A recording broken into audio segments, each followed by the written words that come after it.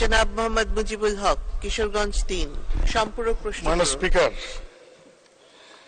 মাননীয় প্রধানমন্ত্রী, ধন্যবাদ জানাই যে হ্যাঁ আপনাদের অনেক পদক্ষেপের ফলে এবার ঈদে কোনো অসহনীয় যানজট হয় নাই। মাননীয় প্রধানমন্ত্রী, ঈদের 15 দিনে বিআরটিসির হিসাব মতে সড়ক দুর্ঘটনায় 320 জনের মৃত্যু হয়েছে।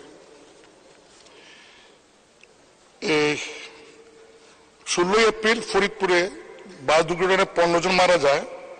এডিসি ডিসি সেইটা একটা তদন্ত কমিটি করে তারা বলেন যে এই বাস দুর্ঘটনায় 15 জন মারা যায়, বাসটার ফিটনেস ছিল না। চট্টগ্রামের রাঙ্গুনিয়ায় 12 এপ্রিলে যে বাসের ধাক্কায় প্রকৌশল বিশ্ববিদ্যালয়ের 2 জন ছাত্র মারা যায়, দেখা গেল ওই বাসটারও ফিটনেস ছিল না এবং বাসটার বয়স ছিল 43 বছর। 17 এপ্রিল ঝালকাঠিতে সিমেন্টবাহী ট্রাকের চাপায় 14 জন মারা যায়। সেই ট্রাকটার ড্রাইভারের হেভি যানবাহন চালানোর কোনো লাইসেন্স ছিল না। 19 এপ্রিলে রাজধানীর বিমানবন্দরে নিরাপত্তা ওয়াল ভেঙে একটা বাস ঢুকে চাপা দেয়, একজন প্রকৌশলী মারা যায় বেবি চকের। সেই বাসটারও ড্রাইভারের কোনো ভারী যানবাহনের বাস চালানোর কোনো ড্রাইভিং লাইসেন্স ছিল না। মানে প্রধানমন্ত্রী, আপনি আজ থেকে বেশ কয়েক বছর আগে ক্যাবিনেটে ছিলাম, তখন অনেকগুলি নির্দেশনা দিয়েছিলেন রোডসে নিরাপত্তার জন্য। একটা ছিল যে সড়কে বিভিন্ন জায়গায় ড্রাইভাররা ঘুমানোর জন্য, রেস্ট নেওয়ার জন্য রেস্ট রুম, প্লাস কোন ড্রাইভার জন্য মানে এই যে গাড়ি চালায় করতে গিয়ে পরে কিন্তু এই গাড়ি চালাতে গিয়ে তারা ওগোমা থাকে। আমার প্রশ্ন হলো যে মানে প্রধানমন্ত্রী, এর সড়ক মন্ত্রী আছেন, এই যে অ্যাক্সিডেন্টের যেটা বেশিরভাগই হচ্ছে কিন্তু ড্রাইভিং লাইসেন্স নাই এবং ফিটনেস নাই, এই দুইটাই মেইন কারণ।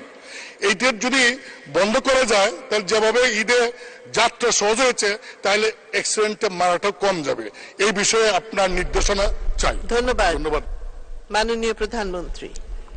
ধন্যবাদ মাননীয় সদস্য, আপনার প্রশ্ন এবং বিশেষ করে উত্তরও আপনি দিয়েছেন, যে কি করণীয় সেটাও বলে দিয়েছেন, সেই জন্য আপনাকে ধন্যবাদ। দেখুন, আসলে আমাদের ঘনবসতিপূর্ণ দেশ, আমাদের যারা এই যে ট্রাফিকের কাজ করে, আমাদের পুলিশ সহ আইন শৃঙ্খলা রক্ষাকারী সংস্থা দিন রাত অক্লান্ত পরিশ্রম করে এবং যার ফলে মানুষ কিন্তু সেই সুবিধাটা ভোগ করে। তাদের কিন্তু ঈদ ছুটি বলে কিছু নেই, ঝড় বৃষ্টি রোদ বলে কিছু নেই, তারা কিন্তু তাদের কর্তব্য পালন করে যান। কিন্তু আমাদের দেশের মানুষের মধ্যে যদি সচেতনতা না আসে তাহলে আপনারা কি করবেন? যেমন এখন হেল্পার যদি গাড়ি চালায় বা তার লাইসেন্স নাই, সে কখন যে কোন গাড়িতে যে বসে চালাতে শুরু করেছে এটা তো বোঝাই সমস্যা, অনেক সময় বোঝা যায় না। এবং এভাবে এরা গাড়ি চালাতে যেয়েই কিন্তু দুর্ঘটনা ঘটে, নিজেও মরে, যাত্রীদেরকেও মারে।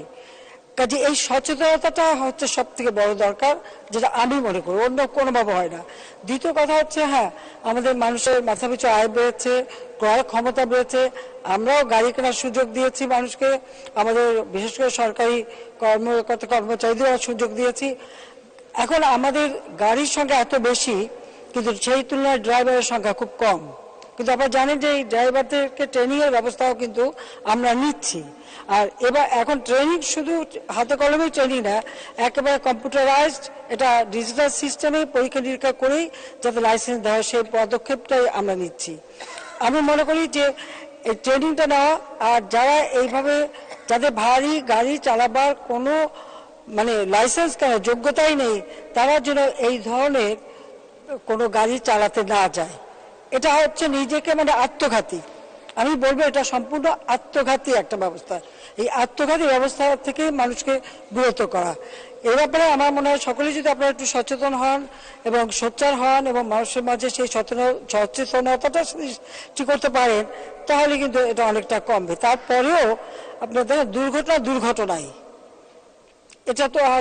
এটা তো আমাদের দেশে বলে না, পৃথিবীর সব দেশে আপনি যান, অন্যান্য দেশে কি পরিমাণ মানুষ দুর্ঘটনায় মারা যায়, সেটা খুবই দুঃখজনক। আমরা চাই না মানুষের দুর্ঘটনায় মৃত্যু। আর যে কারণে আমরা কিন্তু এর আগে যেখানে দুর্ঘটনা হয়েছে সেই জায়গাগুলি সুনির্দিষ্ট করে দুর্ঘটনা মুক্ত করবার পদক্ষেপ আমরা নিয়েছি।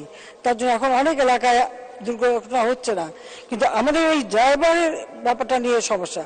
তবে ড্রাইভারকে মানে তাদের দীর্ঘ সময় যাতে একটানা গাড়ি চালাতে না হয়, এর জন্য আমরা কিন্তু একটা হিসাব মতো কয়েক কিলোমিটার পর আমরা এই ধরনের একটা তাদের শান্তি বিনোদনের জন্য সে ব্যবস্থা কিন্তু আমরা নিচ্ছি, যাতে করে সেখানে তার যে বাস বা ড্রাইভার ট্রাক বা গাড়ি রেখে কিছু বিশ্রাম নিতে পারবে এবং পরে আবার চালাতে পারবে।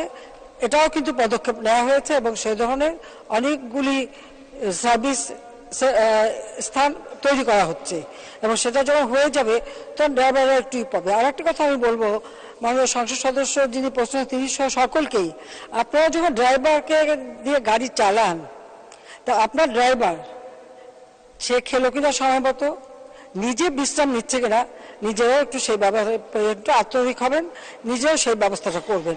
অনেকেই তা করেন না।